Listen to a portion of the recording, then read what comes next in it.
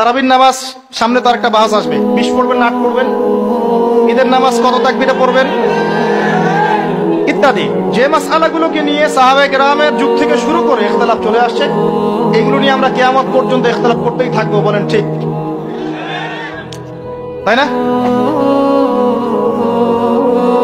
এটাই করছি আমরা, এবং সারা বিশ্বের প্রেক্ষাপটে আমাদেরকে আজকে চতুর্দিক থেকে গলার মধ্যে রশি পেঁচিয়ে টান দেয়া হয়ে গেছে, খালি ফাঁসির কাজটা ঝোলা বাকি এখন আমার। উদাহরণটা এভাবে দিতে পারি আমি, যারা বোঝার তারা বুঝবেন ইনশাআল্লাহ। সমুদ্রের ধারে দাঁড়িয়েছেন কখনো? অনেকে দাঁড়িয়েছেন, ওখানে কিছু চোরাবালি থাকে, আছে চোরাবালি আছে। এই চোরাবালিতে কেউ যদি ডুবে যায়, দেখা যায় যে আস্তে আস্তে তার হাঁটু, তারপরে তার কোমর, তারপর মুখ আস্তে আস্তে ডুবতে থাকে। আমাদের অবস্থাটা এখন এমন হয়েছে যে প্রথমে আমাদের উম্মাহ, এই দেহটা একটা চোরাবালিতে পড়েছিল, পরে তার প্রথমত টাকনু পর্যন্ত ডুবেছে। সে হাত পা ছোড়াছড়ি করছে, আমাকে বাঁচাও, আমাকে উঠাও। চারপাশে উম্মার অনুসারী মানুষরা ছিলেন, তারা বলছে নড়াচড়া করবেন না, নড়াচড়া করবেন না, নড়াচড়া করলে আরো ডুবে যাবেন, ওইভাবে থাকেন। উম্মাহ বেচারা এভাবেই ছিল। তারপর আস্তে আস্তে আস্তে আস্তে তার হাঁটু পর্যন্ত ডুবে গেল। সে অস্থির হয়ে ছটফট করছে, আমাকে বের করো, আমাকে বের করো, আমি ডুবে যাচ্ছি। আশপাশের মানুষ বলছে রিল্যাক্স, নড়াচড়া করবেন না, নড়াচড়া করলে আপনি ডুবে যাবেন। এভাবে আস্তে আস্তে কোমর, আস্তে আস্তে বুক, এখন গলা পর্যন্ত ডুবে গেছে। এখনো উম্মাহ চিৎকার করছে, আমাকে বের করো, আমাকে বের করো, আমি ডুবে যাচ্ছি। আশপাশের মুসলিমরা বলছে নড়াচড়া করতে যায় না, নড়াচড়া করতে যায় না, ওইটাও ডুবে যাবে। কে টেনে তুলবে একে? এখন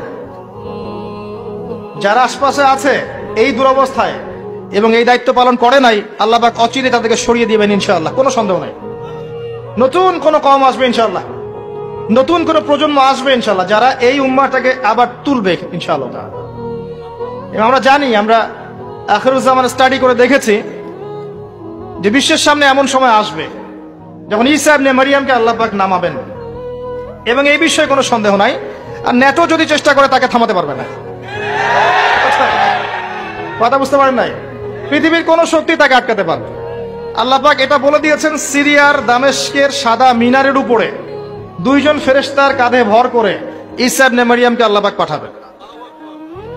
হাদিস এভাবে এসেছে, তার চুলগুলো ছিল ব্রাউন কালার এবং অনেক কাঁধ পর্যন্ত লম্বা। চুলগুলো দিয়ে টপ টপ করে পানি পড়তে থাকবে, দেখে মনে হবে মুক্তা ঝরে পড়ছে। এত স্পেসিফিকলি কোন কিতাবে বলা থাকতে পারে?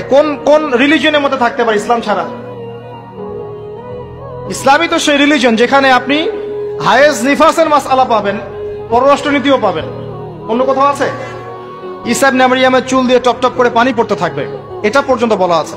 এবং আল্লাহ পাক বলেছেন, তার রাসূলের মাধ্যমে জানিয়েছেন সাল্লাল্লাহু আলাইহি ওয়াসাল্লাম, যে ঈসা ইবনে মারইয়াম প্যালেস্টাইনের বাবেলুদ নামক জায়গায় মাসিহুদ দাজ্জালকে হত্যা করবে ইনশাআল্লাহ। এবং এখান থেকে, ওই জেরুজালেম থেকে তিনি পুরো বিশ্বে ইসলামী খেলাফা বাস্তবায়ন করবেন। এটা কত বছর পর? এটা ননসেন্স প্রশ্ন। এটা কত বছর পর? এই প্রশ্নটা হচ্ছে এমন প্রশ্ন যে আদম আলাইহিস সালাম আর হাওয়া আলাইহিস সালাম যে গাছের ফল খেয়েছিলেন, ওই গাছের নাম কি? এই প্রশ্ন যেমন ভিত্তিহীন, ননসেন্স প্রশ্ন, এরকমই ননসেন্স প্রশ্ন হচ্ছে কত বছর পর এটা হবে। এটা দিয়ে আপনার কি দরকার? কত বছর পর হবে এ দিয়ে আপনি কি করবেন, আমি কি করব? কারণ আমরা তো অপদার্থ, আগাছা, আমাদের সাথে এগুলোর সাথে কি? আমাদের তো বেসিকই ঠিক নাই। ঈসা ইবনে মারইয়াম এর হাতে আল্লাহ রাব্বুল আলামিন 40 বছর পৃথিবীর খেলাফা রাখবেন ইনশাআল্লাহ তাআলা। তখনকার যে প্রজন্মটা থাকবে, এই প্রজন্ম ইনশাআল্লাহ ওই চোরাবালিতে ডুবে যাওয়া উম্মাহকে টেনে বের করবে ইনশাআল্লাহু আযজা ওয়া জাল্লা।